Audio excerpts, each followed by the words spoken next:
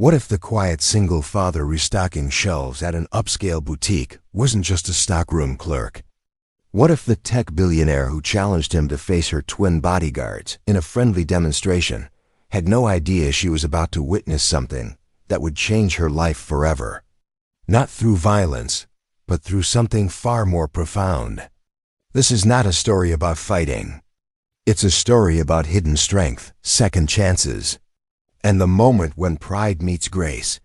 What happens when the most powerful person in the room realizes the strongest one has been there all along, choosing silence over spectacle? Before we jump back in, tell us where you're tuning in from. And if this story touches you, make sure you're subscribed, because tomorrow, I've saved something extra special for you. At 9:15 a.m. The atrium of Apex Meridian Tower hummed with the kind of energy that only money and ambition could generate. The building itself was a monument to modern excess. 73 floors of steel and reflective glass that pierced the skyline of Clearwater Heights like a silver needle. Inside, the lobby was a cathedral of polished granite and ambient lighting, where every footstep echoed with purpose and every conversation was a negotiation. On the mezzanine level, a crowd had gathered. Not the usual cluster of suited executives clutching their tablets and protein shakes, but something different. A demonstration. Employees lined the railings, phones out, whispering excitedly. Security personnel stood at attention near the elevators, and in the center of it all, beneath a skylight that poured morning sun across the marble like liquid gold, stood Kellis Norwick. She was impossible to miss. Not just because of her height, though at 5'10" she commanded space effortlessly, but because of the aura she carried. Kellis was the founder and CEO of Norwick Digital Systems, a tech empire built on cloud infrastructure and artificial intelligence. At 32, she had already graced the covers of 3 major business magazines, been keynote speaker at 4 international summits, and accumulated a fortune that most people couldn't comprehend. Her dark hair was pulled back into a sleek bun. Her tailored charcoal suit fitted perfectly, and her expression was one of calm, measured control. But today, she wasn't here to talk quarterly earnings or unveil a new product. Today was about something else entirely. Flanking her on either side were 2 identical figures, mirror images of discipline and intimidation. The Volkov twins, Dmitry and Alexei, her personal bodyguards. Both stood at 6'4", broad-shouldered and stone-faced, their black tactical suits making them look like something out of a high-budget action film. They had been with Kellis for 3 years, hired after a stalking incident that had rattled even her unshakable composure. They were former competitive fighters, trained in Krav Maga, boxing, and various grappling arts. They didn't just protect her. They projected her power. Kellis stepped forward, her voice cutting through the murmur of the crowd with practiced ease. Before we dive into the quarterly innovation briefing, she began, her tone smooth but commanding, I want to talk about something we don't discuss enough in corporate. Environments, resilience, adaptability, the ability to face pressure and respond with precision. She gestured to the twins beside her. Dmitry and Alexei have been training with me for months now in practical self-defense techniques. It's not about aggression. It's about awareness, confidence, and knowing you can handle yourself when things don't go according to plan. A few people nodded. Others shifted uncomfortably. Kellis had a reputation for being unconventional, for pushing boundaries in ways that made HR nervous, but kept the company culture buzzing. She turned slightly, scanning the room, and then her gaze landed on a figure near the back. A man in his late 30s, wearing a plain navy polo shirt with the Apex Meridian retail logo stitched on the pocket. He was stacking inventory boxes near the entrance to the boutique shop on the ground floor, moving with quiet efficiency, head down, shoulders relaxed. Kellis tilted her head, something flickering in her eyes. Curiosity, perhaps, or amusement. You, she called out, pointing directly at him. Yes, you. The stockroom associate. The room fell into a strange, suspended silence. The man stopped mid-motion. A box of luxury candles balanced in his arms.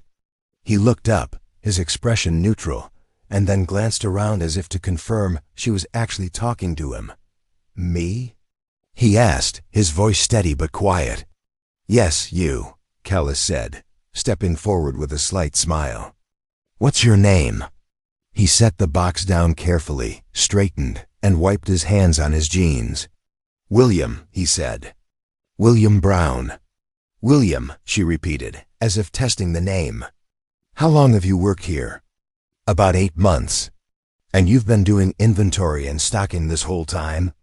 He nodded once. Yes, ma'am. Kellis smiled wider now, the kind of smile that wasn't unkind but held a challenge. How about a demonstration? She said lightly. Nothing serious. Just a little sparring drill with Dmitri and Alexei here.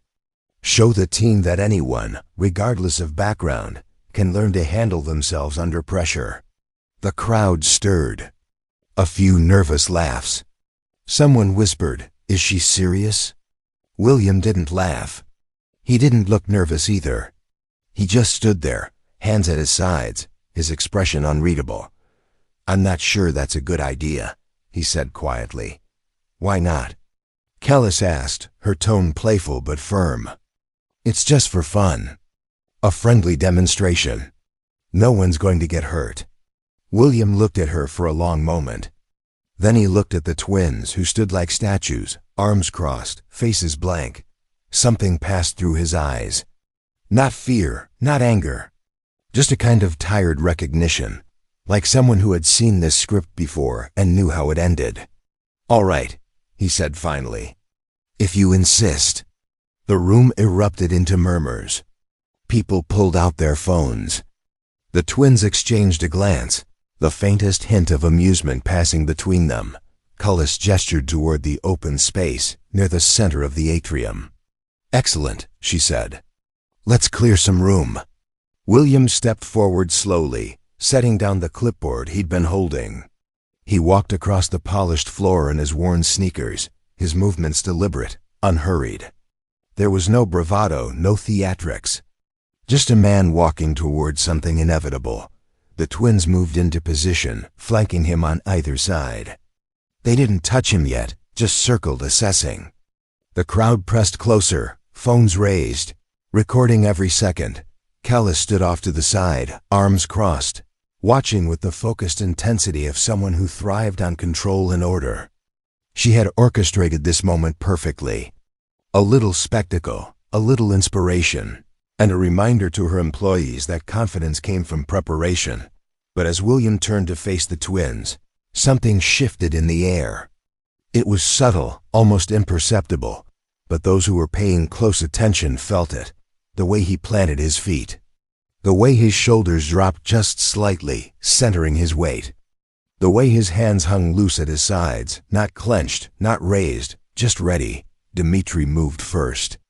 A quick step forward, not aggressive, just testing. A light grab toward William's shoulder. And then it happened. William moved, not fast. Not flashy. Just efficient. His hand redirected Dmitri's wrist with a subtle rotation, his body shifting just enough to slip outside the line of force. Dmitri stumbled forward half a step, caught off balance, and before he could reset, William had already turned toward Alexei, who was coming in from the other side. Alexei reached for a collar tie, a standard grappling entry. William's forearm intercepted it, redirected it downward, and in the same motion, he pivoted his hips, using Alexei's own momentum to guide him past. Alexei took 2 steps forward before he realized he'd been moved entirely out of position. The crowd was silent now. No laughter. No whispers. Just stunned, breathless attention. The twins reset, circling again, this time with less amusement and more focus. They came in together this time, coordinated, professional. And William met them with the same calm precision. Every movement minimal. Every step deliberate. He wasn't fighting them. He was guiding them, like water around stones. Within 30 seconds, both twins were breathing harder.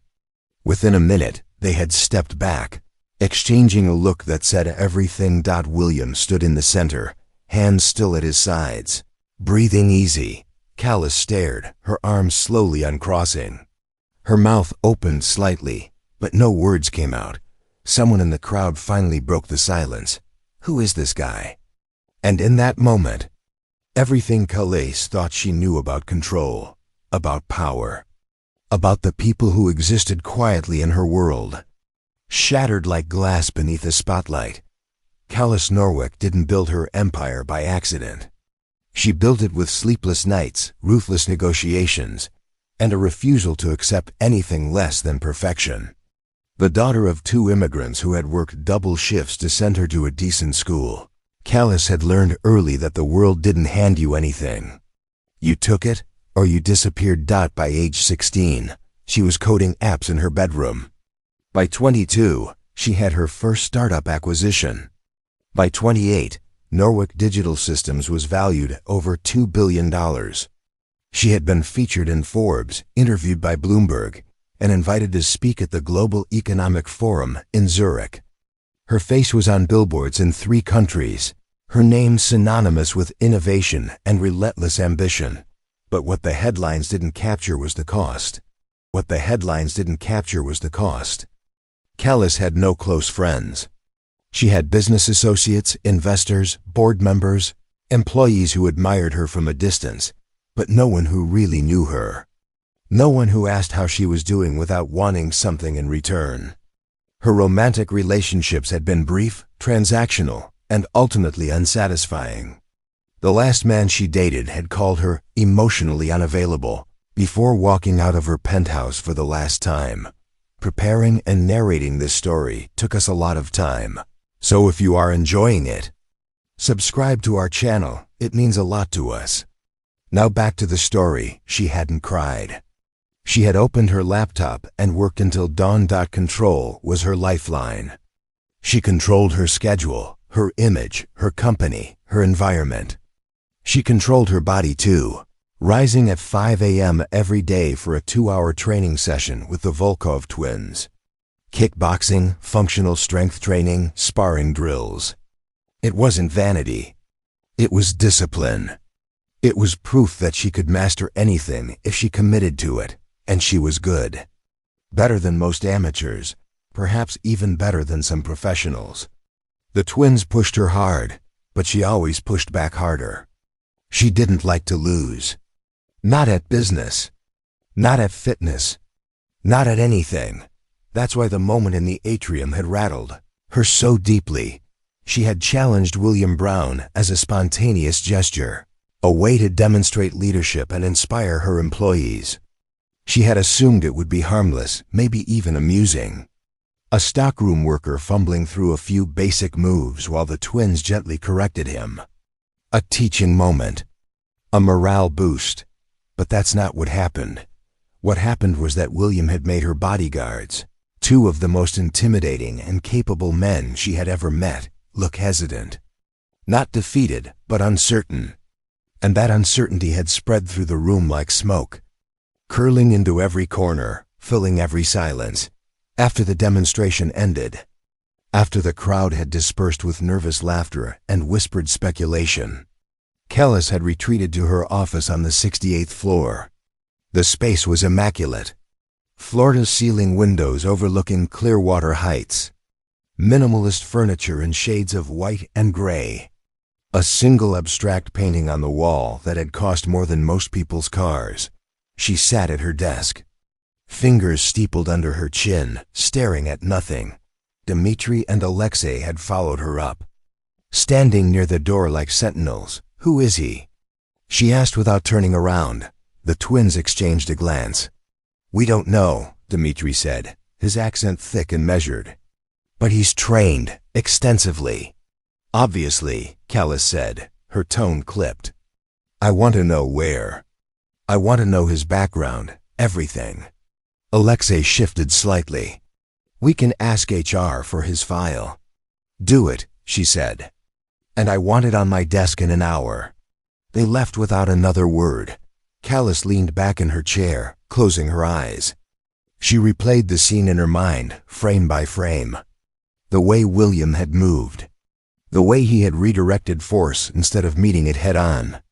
The way he had remained calm, almost detached, as if the entire situation was beneath him. It wasn't arrogance. It was something else. Something she couldn't name, and it bothered her. An hour later, Dmitri returned with a thin manila folder. He placed it on her desk without a word and left. Callis opened it. The file was sparse.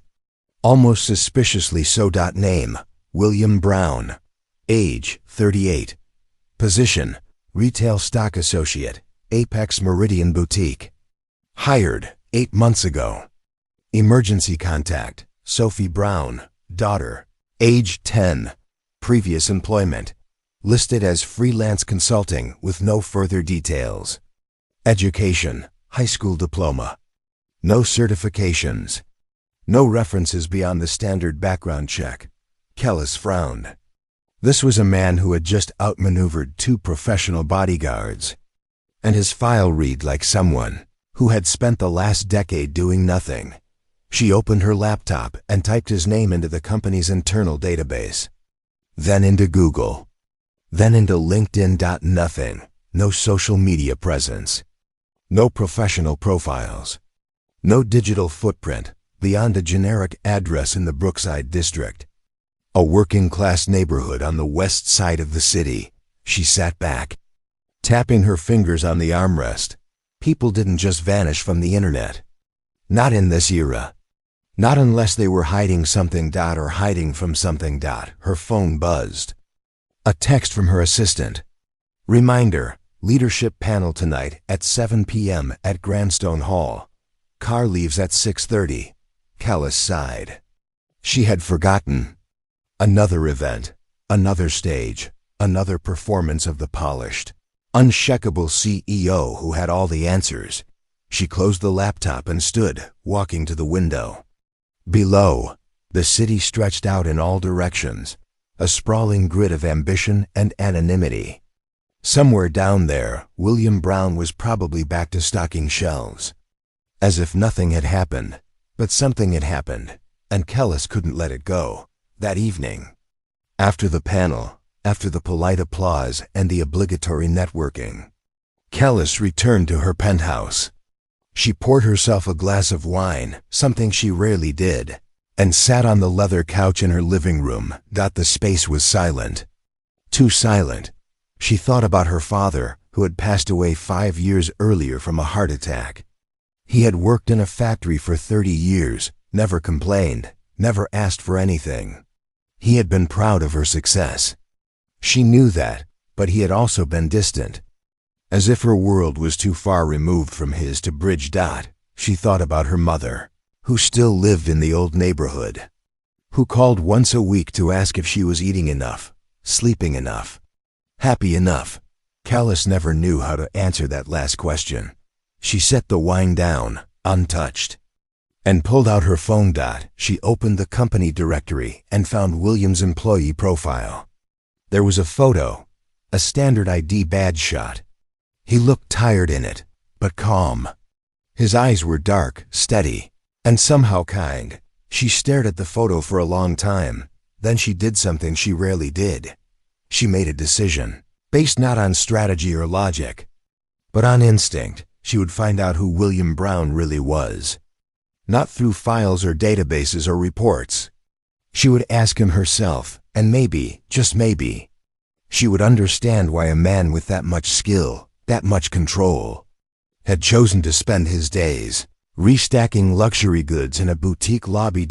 Because if there was one thing Callis Norwick understood, it was that people didn't hide unless they had something to protect or something to run from. The days that followed the demonstration were strange for William Brown. Strange. Not because anything had fundamentally changed in his routine. He still woke at 5:30 a.m. Made breakfast for Sophie, walked her to the bus stop, and arrived at Apex Meridian by 8 a.m. But because people were looking at him differently now, employees, who had passed him 100 times without a glance, now nodded when they saw him. Security guards gave him knowing smiles.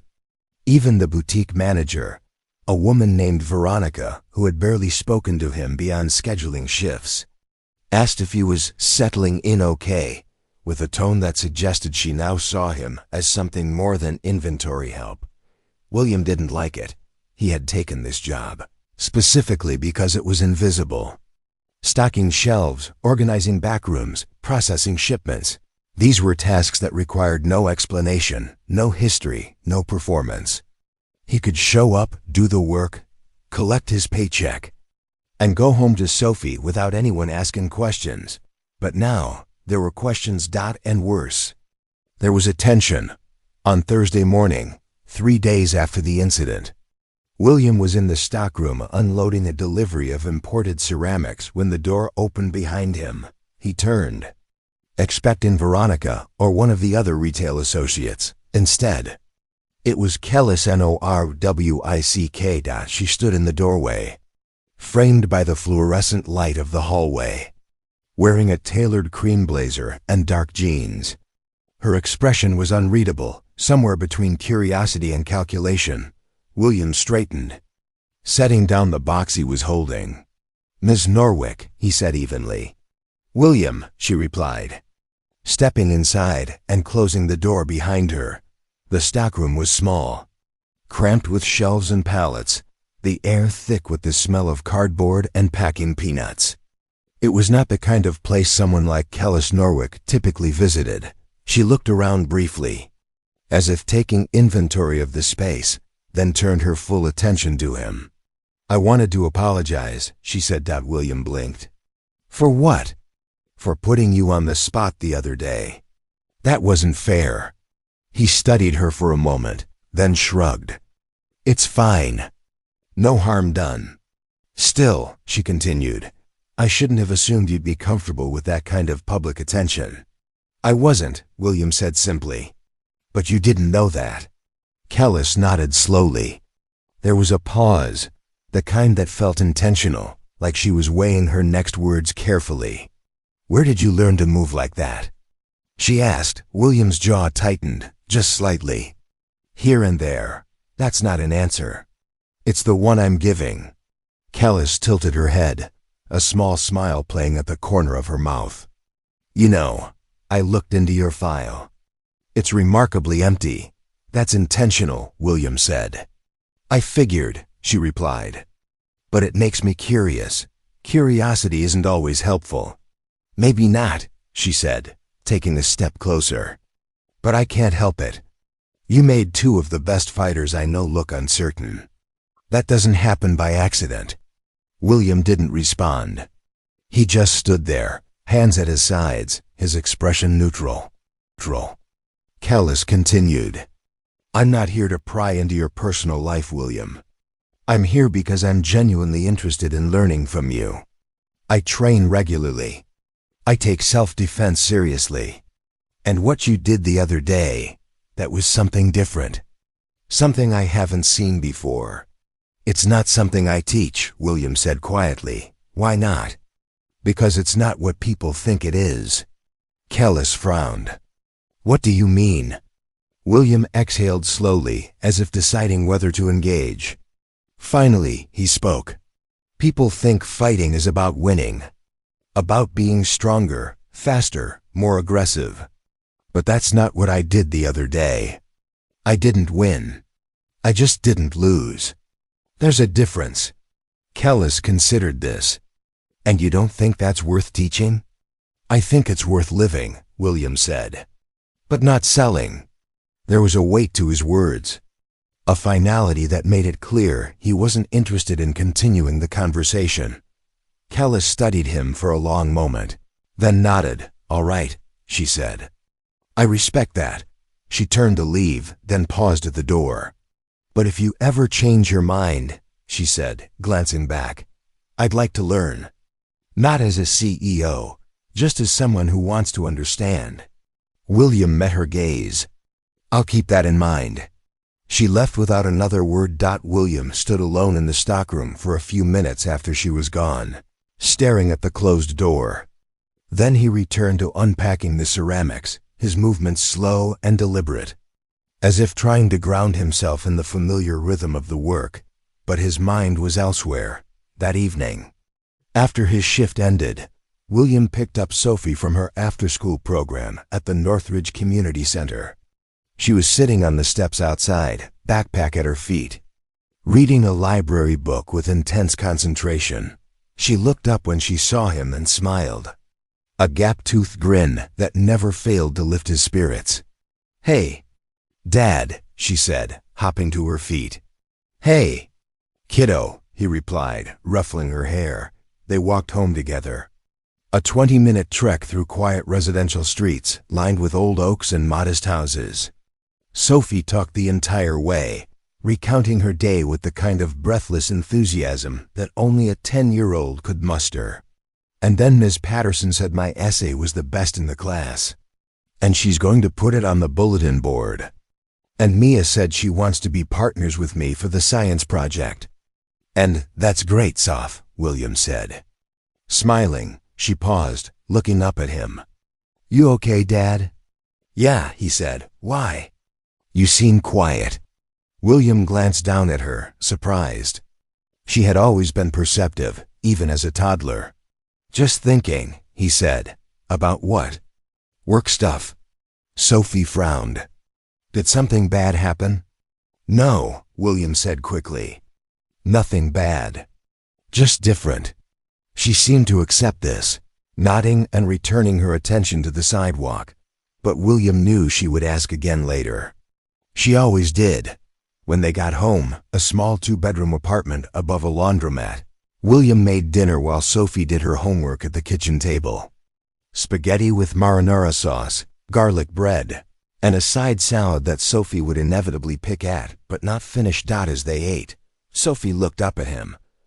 "Dad, can I ask you something?" "Sure. Why don't you ever talk about before?" William paused, his fork halfway to his mouth. "Before what?" "Before we moved here. Before this apartment. Before everything." He set the fork down carefully. "Because it's not important anymore." "But it is to me," Sophie said quietly. "I want to know about you. About who you were." William looked at his daughter, the small, brave person who had inherited his stubbornness and her mother's kindness. "I was someone who made mistakes," he said finally. "And I'm trying to be better now." Sophie nodded slowly, as if processing this. "Do you think you are?" she asked. "Better?" William smiled, just a little. "I'm trying." She smiled back, and they finished dinner in comfortable silence. Later that night, after Sophie was asleep, William sat on the small balcony outside his bedroom, looking out over the city lights in the distance. The air was cool, the sounds of traffic faint and distant. He thought about Callis Norwick, about the way she had looked at him in the stockroom. Not with judgment, but with something else. Respect, maybe. Or recognition. He thought about the life he had left behind. The one he had walked away from years ago, when everything fell apart. And he thought about the choice he made every single day to stay invisible. To stay small, to stay safe. Because the truth was, William Brown had once been someone very different, someone dangerous, someone who had learned the hard way. That strength without restraint was just another word for destruction. And he had promised himself, promised Sophie's memory of her mother, that he would never go back to that. Not for anyone, not even for a billionaire, with sharp eyes and sharper questions. 12 years ago, William Brown had a different name. Not legally, but professionally. In the underground circuit of Philadelphia. In the gyms that smelled of sweat and liniment. In the rings where money changed hands in crumpled bills and desperate whispers. He was known simply as the Conductor. Not because he was flashy or theatrical, but because of the way he moved. Fluid, precise, orchestrating every exchange like a maestro guiding a symphony. He never brawled. He never scrambled. He simply controlled the space, controlled the tempo. And when the moment was right, he finished. William had grown up in South Philadelphia, raised by a single mother who worked 2 jobs and still somehow made it to every school event, every parent-teacher conference, every moment that mattered. She had taught him kindness, patience, and the value of hard work. But the neighborhood had taught him something else: how to survive. He started training at 14 in a small boxing gym above a pizza shop. The coach, an old Cuban man named Esteban, had seen something in William that others missed. Not aggression, but awareness. The ability to read a situation 3 moves ahead, to anticipate, to adapt. "You don't fight like you're angry," Esteban had told him once. "You fight like you're solving a problem." William had taken that as a compliment. By 17, he was competing in amateur circuits. By 19, he had transitioned to mixed martial arts, blending boxing with Brazilian Jiu-Jitsu, Muay Thai, and wrestling. He was good. Better than good. He won his first 12 professional fights, most of them by decision, a few by submission. He never knocked anyone out. That wasn't his style. But then came the money, not from legitimate promotions or sponsorships, but from the underground. The places where fights weren't sanctioned, where medical staff was optional, where the stakes were higher and the consequences more severe. William told himself it was temporary. Just enough to pay off his mother's medical bills, just enough to get ahead. But temporary had a way of stretching into years. He met Rachel during that time. She was a nurse at the emergency room where he ended up after a particularly brutal fight. 3 cracked ribs and a concussion that should have kept him out for months. She had patched him up without judgment, just quiet competence and a raised eyebrow that said, "You know this is stupid, right?" He had fallen in love with her in that moment. They married a year later. Sophie was born 2 years after that. And William had promised Rachel, promised himself, that he would walk away from the fighting, that he would find legitimate work, build a stable life, be the kind of father his daughter deserved. But habits, especially dangerous ones, don't die easily. The night everything fell apart, William had agreed to one last fight. Just one. The payout was significant, enough to put a down payment on a house, enough to give Sophie a backyard and a good school district. The opponent was a newcomer to the circuit, a younger fighter with a reputation for recklessness. William figured it would be straightforward. Control the pace, tire him out, finish clean. But the kid came in wild, desperate, swinging with everything he had. And in the chaos, in the scramble, William had made a decision he would regret for the rest of his life. He had gone for a submission, a rear naked choke, a technique he had executed 1,000 times. But the kid didn't tap. He thrashed, panicked, and William, caught in the adrenaline and noise, held on a second too long. By the time the referee pulled him off, the kid was unconscious. He woke up 3 days later in a hospital with permanent brain damage. He would never fight again, never walk without assistance, never live independently. William had visited him once, standing outside the hospital room, watching through the window as the kid's mother sat beside the bed, holding her son's hand, crying silently. He never went back. The guilt didn't come all at once. It came in waves, in the middle of the night, in the quiet moments when Sophie laughed or Rachel kissed his forehead. It came in the realization that he had become the very thing he had promised himself he wouldn't, someone who hurt people for money. Rachel had been devastated. Not angry, but heartbroken. She had begged him to walk away completely, to find another path, to choose their family over the violence. And he had tried, but the damage was done. The guilt, the shame, the weight of what he had done, it had driven a wedge between them. Rachel started working longer shifts, coming home later, speaking less. And William, drowning in self-loathing, had withdrawn further into himself. The divorce papers came on a Tuesday. Rachel had been kind about it, even then. She didn't want to punish him. She just couldn't live with the ghost of who he used to be. She just couldn't live with the ghost of who he used to be. They agreed on joint custody, but Sophie spent most of her time with Rachel. William saw his daughter on weekends, trying desperately to be present, to be the father she deserved, but always feeling like he was performing a role rather than living it. And then, 2 years ago, Rachel died, a car accident on a rainy evening. A drunk driver running a red light. She was gone before the ambulance arrived. Sophie had been 6 years old. William remembered the call. The way his legs had given out, the way the world had collapsed into a single, unbearable truth. He had wasted the time he had with her. He had let guilt and shame steal years he could never get back. At the funeral, Sophie had held his hand, her small fingers gripping tightly, and she had whispered, "Are you going to leave too, Daddy?" And William had made a second promise, one he swore he would never break. "No, Bug, I'm staying. I'm staying forever." He had moved them to Clearwater Heights 6 months later, far from Philadelphia, far from the gyms and the circuit and the ghosts. He took the first job he could find that didn't require explanation or credentials. Stockroom work at Apex Meridian. It was quiet. It was invisible. It was safe. Sophie adjusted better than he expected. She made friends at school, joined the art club, started bringing home drawings and stories that she proudly displayed on the refrigerator. And William, for the first time in years, felt like he could breathe. But the skills didn't disappear. The instincts didn't fade.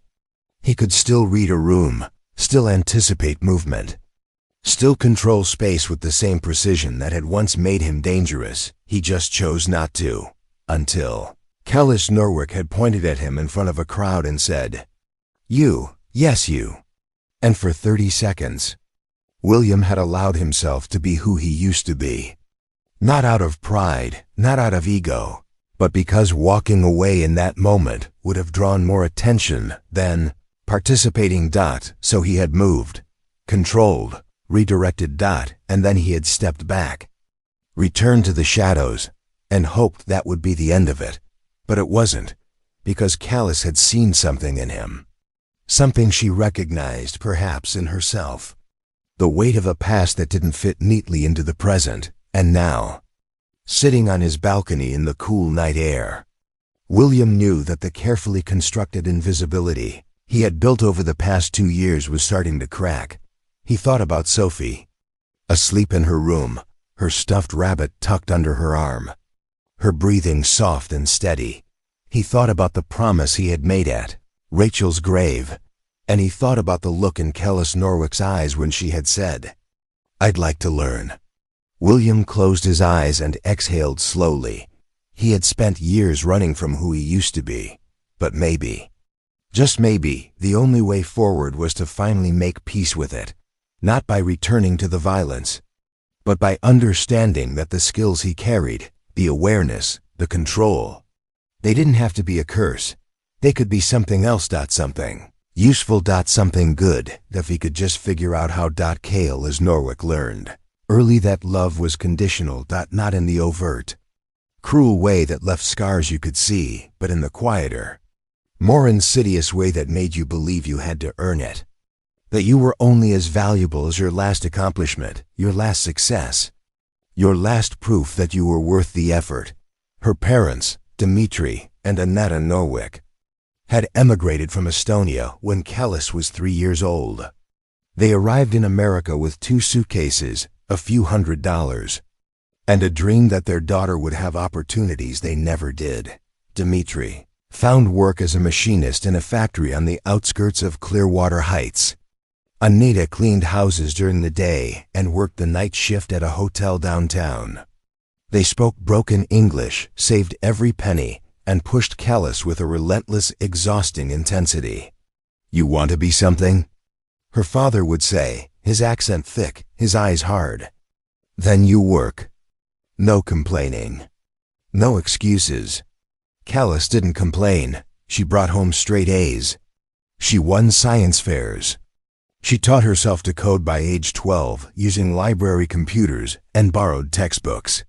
She stayed up past midnight finishing projects, studying for exams, perfecting everything she touched. And her parents noticed. They praised her when she succeeded.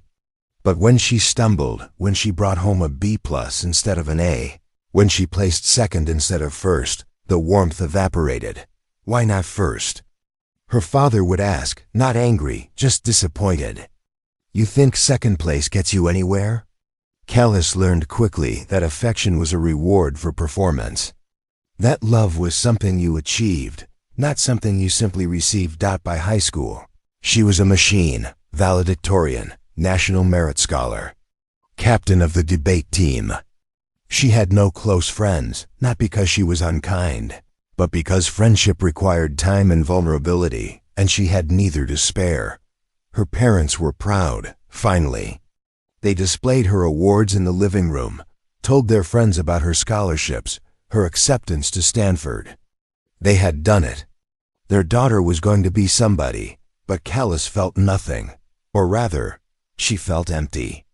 Like she had climbed a mountain only to realize the view from the top was just more mountains. At Stanford, she excelled. Double major in computer science and business. She founded her first startup in her dorm room, a logistics app that caught the attention of a venture capital firm by her sophomore year. She sold it for $3 million before she graduated. Her parents called ecstatic. You did it, Callis. You made it, but she hadn't. Not really. Because the money didn't fill the emptiness. The success didn't silence the voice in her head that said, "What's next? What more do you have to prove?" After graduation, she threw herself into building Norwick Digital Systems. She worked 18-hour days, slept in her office, skipped meals, ignored her health. She hired the best engineers, negotiated brutal contracts, outmaneuvered competitors twice her size, and she won. By 30, she was a billionaire. By 32, she was a household name, but she was also alone. Her father had died of a stroke when she was 28. He had been working a double shift at the factory, refused to slow down even after the chest pains started. By the time the ambulance arrived, it was too late. Callis had flown home for the funeral, stood beside her mother at the graveside, and felt nothing but a dull, distant ache. Not grief, exactly. Just the recognition that she would never hear him say he was proud of her again. That she had spent her entire life chasing his approval, and now he was gone. And she still didn't know if she had earned it. Her mother had hugged her at the funeral. Whispered, "He was so proud of you, Callis." So proud. But Callis didn't believe her. After her father's death, she doubled down on work. She launched 3 new products in 2 years, expanded into international markets, acquired 2 smaller competitors. She became ruthless in negotiations, uncompromising in her standards, untouchable in her reputation, and she trained. She had started kickboxing as a way to manage stress, but it quickly became something more. A way to exert control over her body, to prove that she was strong, that she could handle anything. She hired the Volkov twins after a stalking incident left her rattled. A former employee, fired for misconduct, had shown up at her office, agitated and unstable. Security had handled it, but the experience had shaken her more than she cared to admit. The twins were perfect. Professional, intimidating, loyal. They trained with her 3 times a week, pushed her harder than any coach ever had. And Callis thrived under the pressure. She learned to throw punches with precision, to grapple with technique, to endure pain without flinching. But beneath the discipline, beneath the control, was a fear she never acknowledged. The fear that if she stopped, if she slowed down, if she allowed herself to be anything other than perfect, she would disappear. That without the success, without the image, without the empire, she was nothing. That's why the demonstration with William had shaken her so deeply, because in that moment, she had been bested. Not by someone trying to prove they were better, but by someone who didn't seem to care about proving anything at all. and that terrified her, because if strength didn't come from dominance, from control, from being the best, then where did it come from? That night, after leaving the stockroom, Callis had returned to her penthouse and done something she rarely allowed herself to do. She had cried, not loud, heaving sobs but quiet, exhausted tears that came from a place so deep she had forgotten it existed. She thought about her father, about the way he used to look at her report cards with that slight nod, that almost smile that meant she had done enough. For now, she thought about her mother, who still called every week, who asked if she was eating, if she was sleeping, if she was happy. Questions Callis never knew how to answer because she didn't know what happiness was supposed to feel like. She thought about the men she had dated, the ones who were intimidated by her success, the ones who wanted to fix her, the ones who left because they couldn't compete with her work. And she thought about William, standing in that stockroom, calm and steady, telling her that fighting wasn't what people thought it was. I didn't win. I just didn't lose. What did that even mean? Callis wiped her eyes, poured herself a glass of water, and walked to the window. The city stretched out below, glittering and indifferent. She had built an empire. She had achieved everything her parents had dreamed of and more, but she had no one to share it with. No one who saw her as anything other than the CEO, the billionaire, the untouchable icon. Billionaire, the untouchable icon. And for the first time in years, she wondered if that was enough. The next morning, Callis woke early, as always. She went through her routine, black coffee, news briefing, emails. But her mind kept drifting back to William, not romantically. Not yet. But with a curiosity that felt almost intrusive. Who was he really?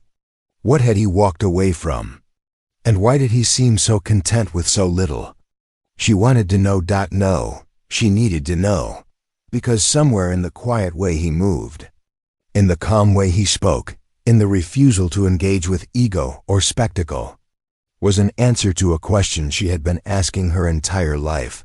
What does it mean to be strong? And maybe, just maybe, William Brown could teach her something. Her father never did. That strength wasn't about winning. It was about knowing when not to fight. It took Callis 3 days to find the truth. Not because the information was well hidden, but because it existed in places that required more than a simple internet search. It required knowing where to look, who to ask, and how to ask without raising alarms. She started with the basics. William Brown's employment history, sparse as it was, listed freelance consulting as his previous occupation. That was a red flag. Freelance consulting was code for, I don't want to explain what I actually did. So she went deeper. She contacted a private investigator, a discreet professional her company had used before for background checks on potential acquisitions. She gave him William's name, age, and last known address in Philadelphia. I need everything, she said. Employment, legal records, any aliases, any professional associations. Whatever you can find. The investigator called back 2 days later. Ms. Norwick, he said, his voice careful. I found something, but I'm not sure you're going to like it. Send it to me, she said. The file arrived in her inbox an hour later. Encrypted, password protected, marked confidential. Callis opened it in her office. Door locked, assistant dismissed for the afternoon. The first document was a series of fight records. Underground Circuit, Philadelphia, 2008 to 2015. 12 professional bouts. 11 wins. 1 no-dash contest. The name listed wasn't William Brown. It was William the conductor. Brennan. Callis stared at the screen. There were photos. Grainy, low-resolution images from illegal fight promotions. A younger William, leaner, harder, standing in a cage with his hands wrapped, his face calm even as blood dripped from a cut above his eyebrow. She scrolled further. There were records of hospitalizations. Opponents who had been injured. Nothing fatal but severe. Broken bones, concussions. One case of a dislocated shoulder that had required surgery. And then, at the bottom of the file, a news article. The headline read, "Underground fighter involved in incident resulting in permanent injury." Callis clicked it open. The article was brief, clinical. It described an unsanctioned match in which a 23-year-old fighter named Daniel Ortiz had been rendered unconscious during a submission attempt. Ortiz had suffered severe brain trauma and was left with permanent cognitive and physical disabilities. The opponent's name wasn't listed, but the investigator had included a note, confirmed via witness testimony.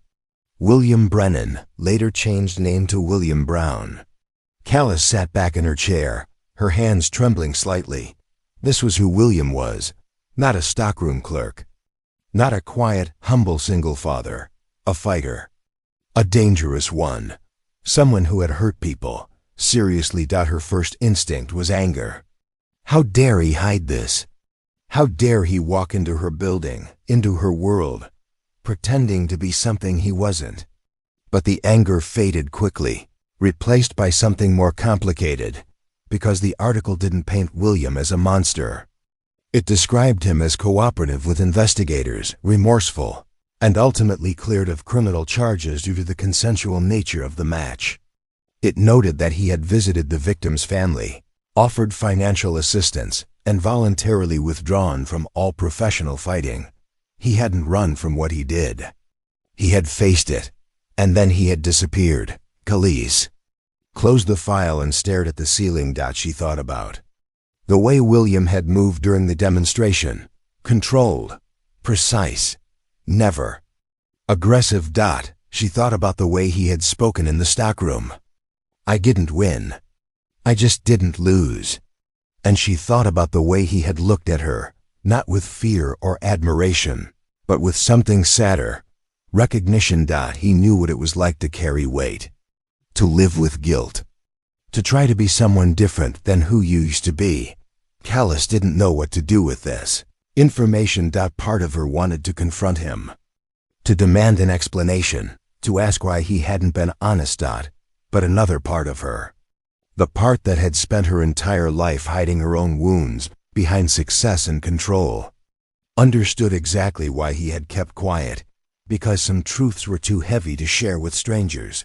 That evening, Callis attended a charity gala at the Belmore Hotel, one of those glittering events where the city's elite gathered to write checks and be photographed. She wore a black evening gown, her hair styled perfectly, her expression poised and polished. But her mind was elsewhere.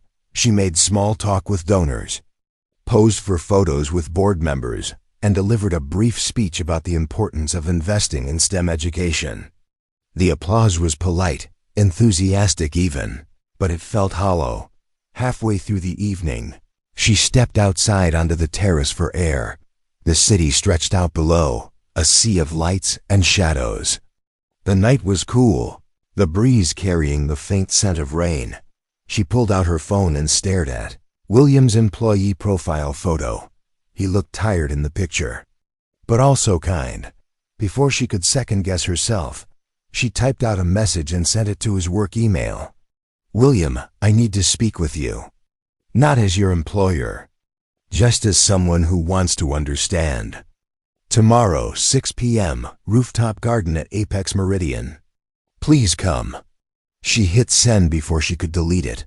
Then she returned to the gala, smiled through the rest of the evening, and went home alone. The next day, William saw the email during his lunch break. He stared at it for a long time, sitting in the employee break room with a sandwich he wasn't eating, trying to decide whether to respond. He knew what this was about. Or at least he could guess. Callis had found out. Somehow, she had dug into his past and uncovered the truth, and now she wanted answers. William's first instinct was to ignore the message, to let the silence speak for itself, to go back to being invisible. But something stopped him. Maybe it was the tone of the message. Not as your employer, just as someone who wants to understand. Or maybe it was the fact that he was tired of running, tired of hiding, Tired of pretending that the past didn't exist just because he refused to look at it, that he typed a one-word reply. Okay.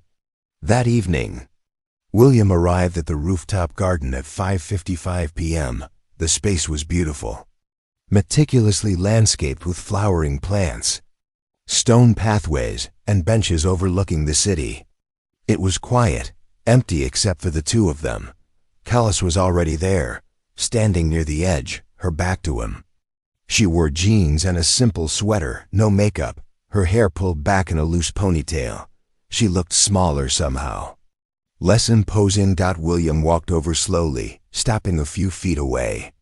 "You found out," he said quietly. Callis turned to face him. Her expression was hard to read. Not angry, not sad. Just searching. "I did," she said. They stood in silence for a moment. "I'm not going to apologize for looking," Callis said finally. "I needed to know who you were." "I understand," William replied.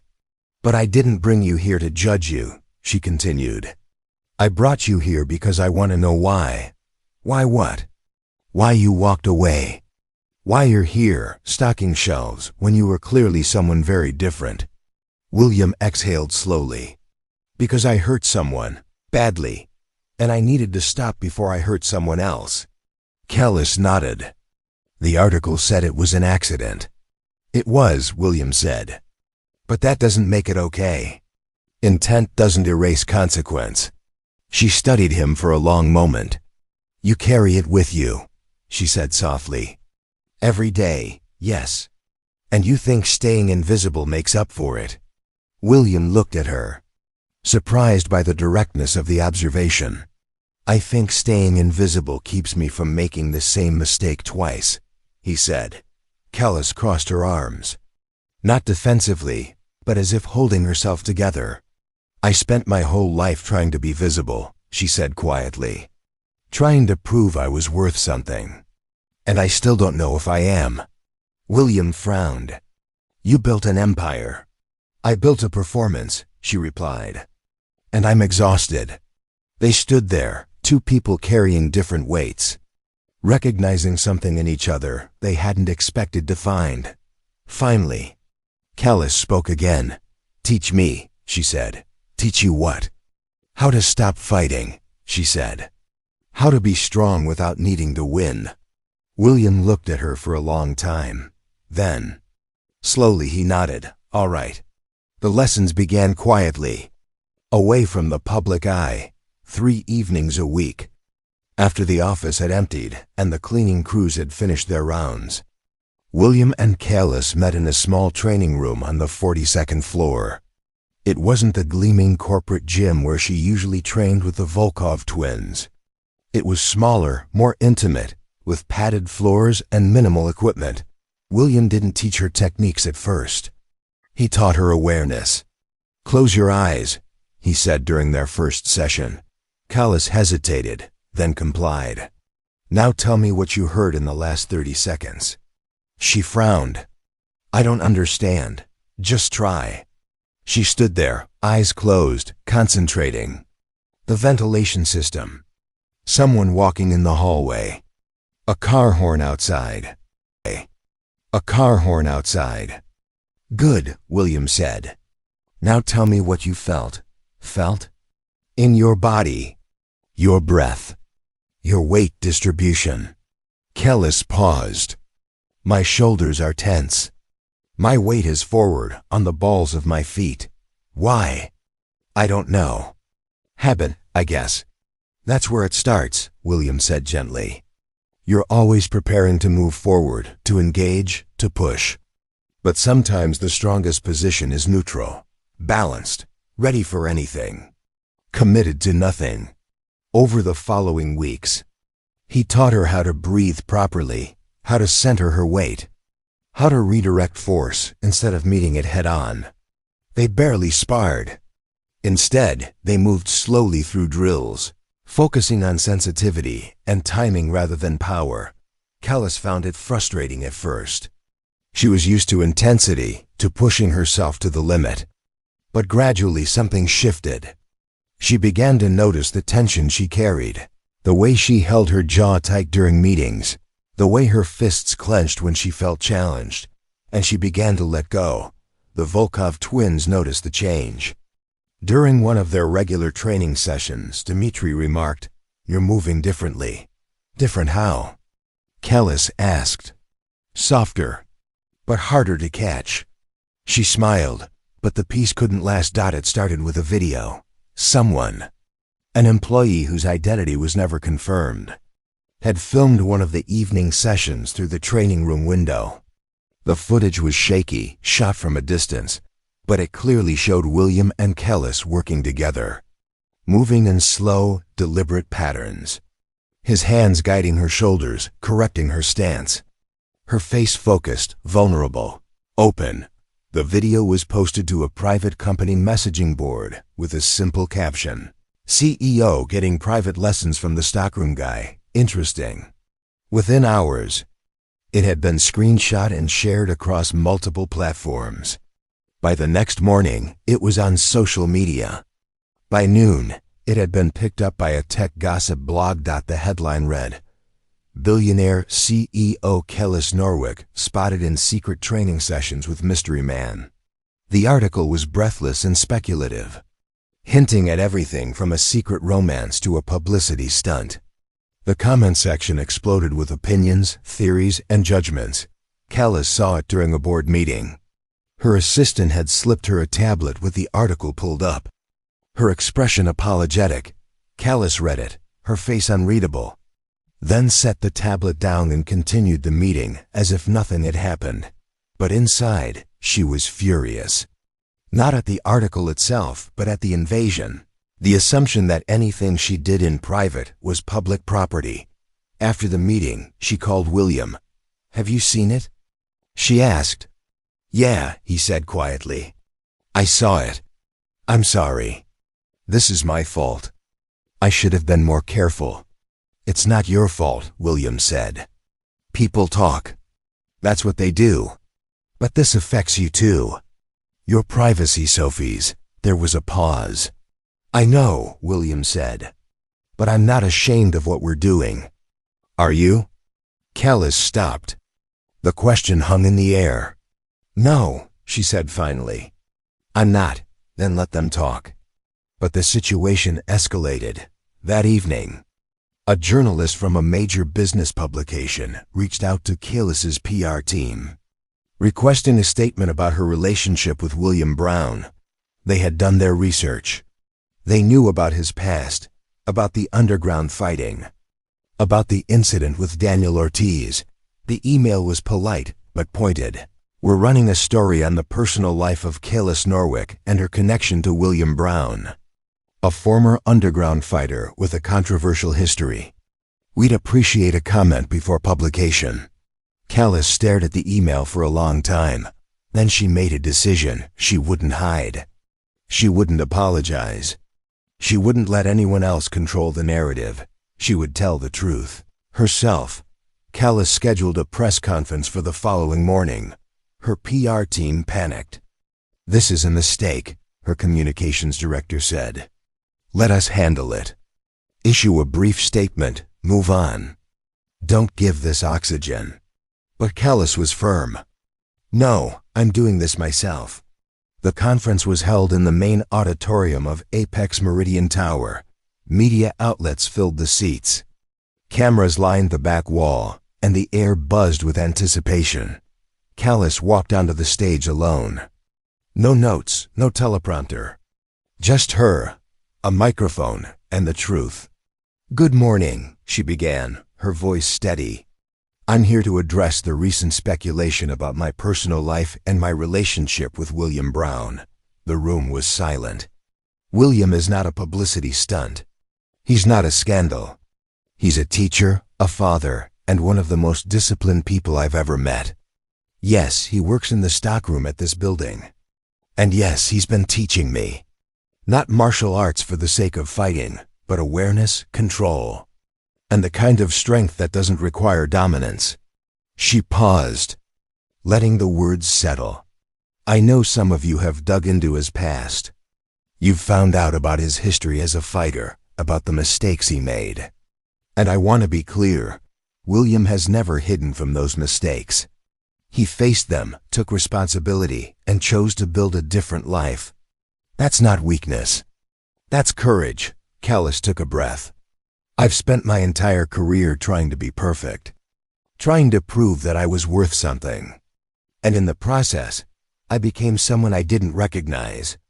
Someone who valued winning over connection, control over compassion. Her voice cracked slightly, just for a moment. William didn't teach me how to fight. He taught me how to stop fighting. Against myself, against others, against the idea that I have to be flawless to be worthy. The room was completely still. So if you're looking for a scandal, you won't find one here. What you'll find is two people trying to be better than they were yesterday. And I'm not ashamed of that. She stepped back from the microphone. Thank you. The silence lasted 3 full seconds. Then someone started clapping. Then another. Then the entire room erupted in applause. Callis walked off the stage, her legs shaking, her heart pounding. Backstage, William was waiting. He didn't say anything. He just looked at her, his expression soft, understanding. In Callis, for the first time in years, felt seen. That night, she returned to her penthouse, exhausted but lighter somehow. She poured herself a glass of water and sat on the couch, staring out at the city lights. Her phone buzzed. A text from her mother. I saw the conference. I'm proud of you, sweetheart. Not for what you built, for who you're becoming. Callis read it 3 times, her eyes burning. She had spent her entire life waiting to hear her father say those words. And now, from her mother, they finally came. She set the phone down and allowed herself to cry. Not from sadness, but from release. The next morning, William arrived at work to find a handwritten note on his locker. Thank you for yesterday. For everything. Meet me on the rooftop at noon. Callis. He smiled and tucked the note into his pocket. At noon, he took the elevator to the rooftop garden. Callis was there, sitting on one of the benches, 2 coffees on the table beside her. I didn't know how you'd take it, she said as he approached. So I got it black. Black's perfect, William said. Sitting down beside her, they sat in comfortable silence for a while, watching the clouds drift across the sky. I've been thinking, Callis said finally, about what comes next. William glanced at her. And? I don't know, she admitted. For the first time in my life, I don't have a plan. And that terrifies me. That's good, William said. She looked at him, surprised. How is that good? Because it means you're finally living instead of performing. Callis smiled, just a little. Is that what you've been doing? Living? William considered this. I've been surviving. But lately, with Sophie, with this, I think I'm starting to live again. Callis reached over and took his hand. Not romantically, not yet. Just a gesture of connection, of gratitude. Thank you, she said quietly. William squeezed her hand gently. Thank you. They sat there together, 2 people who had spent years running from their pasts, finally learning that the way forward wasn't through perfection or invisibility. It was through presence, through honesty, through allowing themselves to be seen. Weeks that followed the press conference brought unexpected changes to both their lives. For Callis, the public response was overwhelmingly positive. The vulnerability she had shown, the honesty about her struggles with perfectionism and the pressure to constantly perform, resonated with people in ways her business achievements never had. Her social media followers doubled. She received hundreds of messages from people sharing their own stories of burnout, of feeling like they had to prove their worth, of learning to choose authenticity over achievement. But more importantly, something shifted inside the company itself. Employees, who had previously kept their distance, now approached her differently. Not with fear or excessive deference, but with something closer to respect, mixed with relatability. They saw her as human now, flawed and trying. Just like them.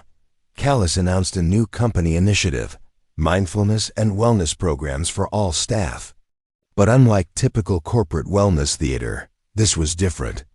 She brought William in as a consultant, asking him to develop a program focused not on productivity or performance, but on genuine well-being. William was hesitant at first. "I'm not a corporate trainer," he told her. "I don't have certifications or credentials." "You have something better," Callis replied. "You have experience, and you know how to help people find balance." He agreed on one condition, that Sophie could be involved in some capacity.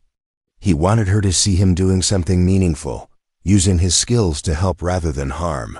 Callis didn't hesitate. "Absolutely." Callis didn't hesitate. "Absolutely." The first workshop was held on a Saturday morning in the community room on the ground floor of Apex Meridian. 20 employees had signed up, expecting perhaps some basic self-defense moves or stress management techniques. What they got was something entirely different. William stood at the front of the room, in jeans and a plain gray shirt. Sophie sitting in the front row with a notebook and colored pencils, quietly drawing. "This isn't about learning how to fight," William began. "It's about learning how to recognize when you're already fighting. Against yourself, against others, against circumstances you can't control, and how to choose a different response." He led them through breathing exercises, awareness drills, simple movements designed to help them notice where they held tension in their bodies. There were no punches thrown, no aggressive techniques demonstrated. Instead, he taught them how to ground themselves, how to pause before reacting, how to create space between stimulus and response. One participant, a marketing manager named Abigail, raised her hand halfway through. "This feels more like therapy than martial arts," she said, not unkindly. William smiled. "Maybe the best martial art is learning not to need it." The room was quiet for a moment. Then someone laughed, not mockingly, but with recognition. After the session, several participants stayed to talk with William, sharing their own struggles with anger, anxiety, the constant pressure to perform. He listened to each one, offering no quick fixes, just presence and understanding. Sophie watched it all with wide eyes. Afterward, as they walked to the car, she tugged on his hand. "Daddy, those people really liked what you said." "I hope it helped them," William replied. "It helps me too," Sophie said quietly. "When you're calm, when you're teaching, you seem happy." William stopped walking and knelt down to her level. "I am happy, Bug, happier than I've been in a long time." She hugged him tight, and he realized that for the first time since Rachel's death, he wasn't just surviving for Sophie's sake. He was actually living. Meanwhile, Callis was experiencing her own transformation. She had started attending William's workshops, not as the CEO observing the company program, but as a participant. She sat in the circle with her employees, practiced the breathing exercises, shared her own struggles when it felt appropriate, and she learned that leadership didn't require dominance. That strength could be quiet. That vulnerability wasn't weakness but connection. She also started making changes in how she ran the company. She reduced mandatory overtime, implemented proper boundaries around after-hours communication, and began actually listening when employees raised concerns about workload and stress. The board was skeptical at first, worried that these changes would impact productivity. But the opposite happened. Employee retention improved. Creativity increased. The company culture shifted from one of fear and competition to collaboration and mutual support. One evening, after a particularly meaningful workshop, Callis and William sat together in the now empty community room. "I've been thinking about something," Callis said. "What's that?" "About what you said once. That you didn't win, you just didn't lose," William nodded. "I think I finally understand what that means," she continued. "It means knowing when the real victory is in not engaging, in choosing peace over proving a point." "Exactly," William said. Callis looked at him, really looked at him. and felt something she hadn't allowed herself to feel in years. Hope. Not for the future, not for achievement, but for now. For this moment.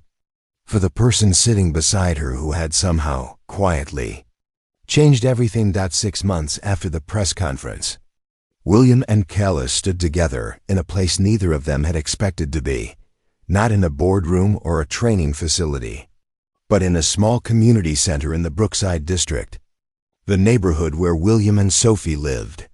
They had just finished teaching a free self-defense and awareness workshop for single parents, many of whom worked multiple jobs and had never had the time or resources to invest in their own well-being. Sophie had helped set up chairs and hand out water bottles, greeting each participant with a smile that reminded William so much of Rachel. It sometimes hurt. As the last participants filed out, thanking them profusely, Callis began folding chairs while William cleaned up scattered equipment. "You don't have to do that," he said. "I can handle it." "I know," Callis replied. "But I want to." They worked in comfortable silence, the kind that only comes from truly knowing someone. Over the past months, their relationship had deepened in ways that surprised them both. It wasn't dramatic or sudden. There were no grand romantic gestures. Just quiet moments of understanding, shared meals with Sophie, late-night conversations about fear and hope and everything in between. Callis had met Sophie officially a few weeks after the workshops began. She had been nervous, worried that Sophie might see her as an intruder or a threat to the life she and William had built together. But Sophie, perceptive as always, had simply looked at Callis and said, "You're the lady my dad teaches, right?" "Yes," Callis had replied. "He seems happier when he talks about teaching," Sophie said matter-of-factly. "So thank you." And just like that, Callis had been accepted. Now, as they finished cleaning the community center, William turned to Callis. "Can I ask you something?" "Of course. Are you happy?" Callis paused, considering the question with the seriousness it deserved. "Yes," she said finally. "Not in the way I thought I would be. Not because I achieved something or proved something, but because I finally feel like myself. Like I'm not performing anymore." William smiled. "That's good. What about you?" she asked. "I'm getting there," he said honestly. "For a long time, I thought the best I could do was hide from who I used to be. But now I think maybe I can use what I learned, the hard way, to help people. That feels like something." "It is something," Callis said softly. They stood there in the empty room, the afternoon light streaming through the windows, and something unspoken passed between them. Callis took a breath. "I have something to ask you," she said, her voice steady but her heart racing. William looked at her, curious. "I've been thinking about the future of the wellness program at Norwick Digital," she began. "And I don't want it to be just another corporate initiative that fades away. I want it to be real, sustainable, meaningful." "Okay," William said, listening. "I want you to lead it," Callis continued. "Not as a consultant, but as a full partner, co-director of a new division focused on holistic employee development. Real position, real salary, real impact." William blinked, surprised. "Callis, wait, let me finish," she said, a slight smile on her face. "I'm not offering this because of what we are to each other. I'm offering it because you're the right person for it. Because what you've built in these past months, the way you've helped people, including me, that's rare. That matters." She took a step closer. "But I'm also asking for another reason," she said quietly. "I'm asking because I want you in my life. Not just as a teacher or a colleague, but as a partner. In all of this." William's eyes widened slightly. "I know this isn't a traditional proposal," Callis said, her voice soft but certain. "And I know we've only been doing this for 6 months. But I also know that I've never felt more myself than when I'm with you. And I don't want to wait for the perfect moment or the perfect plan. I just want to build something real. Together." William stood there, processing, his heart full. "You're serious," he said, completely. He looked at her, this brilliant, fierce, vulnerable woman who had somehow seen past his defenses and chosen him anyway. "Yes," he said simply. Callis's face broke into a genuine smile, the kind that reached her eyes and transformed her entire expression. "Yes to the job, or yes to all of it?" she asked. "All of it," William said, pulling her into a hug. They stood there, holding each other in the fading afternoon light. Two people who had spent years running from their pasts, finally choosing to walk forward together. Outside, Sophie waited on the steps, her notebook open, drawing a picture of three people holding hands. When William and Callis emerged, she looked up and grinned. "Took you long enough," she said. William laughed, ruffling her hair. "Yeah, bud, I guess it did." And together, the three of them walked home, not to separate lives or separate worlds, but to something new, something honest, something worth choosing every single day. Up next, you've got two more standout stories right on your screen. If this one hit the mark, you won't want to pass these up. Just click and check them out. And don't forget to subscribe and turn on the notification bell so you don't miss any upload from us.